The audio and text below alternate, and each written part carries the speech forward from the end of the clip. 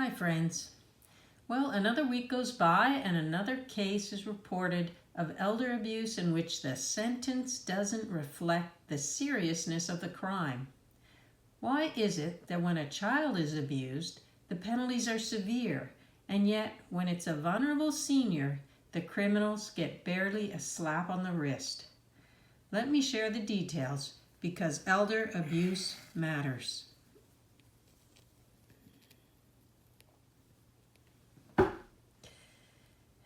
This case comes from a senior friend of the victim. My friend, who is about 85 years old, kept to herself and was somewhat reclusive. I let her contact me when she wanted some company, and that happened about every 6 months. It had been that long since I'd last seen her when I was contacted by police. They wanted to ask a few questions about Millie after they told me she'd been hospitalized. I obliged, and I have pieced together what happened over the last year from news reports. Shortly after I'd last seen her, Millie's son and his girlfriend had moved in with her. They needed a place to stay and said they'd help her around the house with chores. It seems they didn't help her much, as several months in, a mailman called 911 to report suspicions about the residents. The mail was piling up, no one was caring for the place anymore, and he thought that police should do a wellness check on whoever lived in the place. The police found Millie alone and in very poor health. They called paramedics who took her to hospital. It seems that the house had no electricity and no running water at this point, and the bit of food that was there was expired. It smelled horrible, as a bucket was being used for toileting, and Millie's mattress had mold on it. It stunk of urine, and she'd been on it so long that some of the bedding was actually attached to her skin and had to be soaked off of her.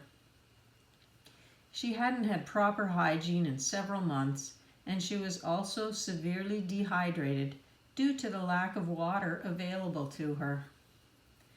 The doctors put her on medications for blood pressure, cholesterol, and an irregular heartbeat.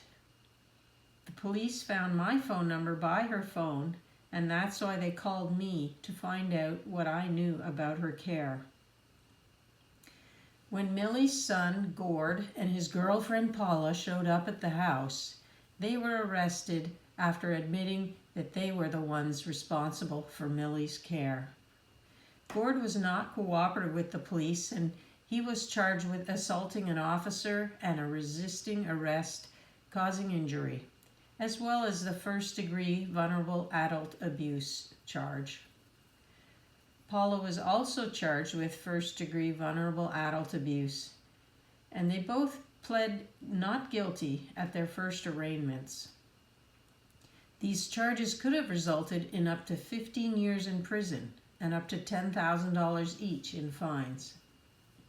Initially, Gord was sent for a psychiatric evaluation to determine if he was mentally competent and could be held criminally responsible. The doctor's report stated that Gord was competent and could stand trial. He remained in jail while Paula had been released on bail until their trial date. Before the trial commenced, they both agreed to plea deals that included sentence agreements of no upfront jail time. Paula was given 12 months of probation, and if she completes it without incident, the felony elder abuse charge, which she pled guilty to, will be replaced with a misdemeanor offense. Gord agreed to plead guilty to the assault and resisting arrest charge and to an amended charge of second-degree vulnerable adult abuse. At his sentencing, he was given 24 months probation, and he agreed to attend mental health classes, which, if completed, would reduce his felony charge to a misdemeanor.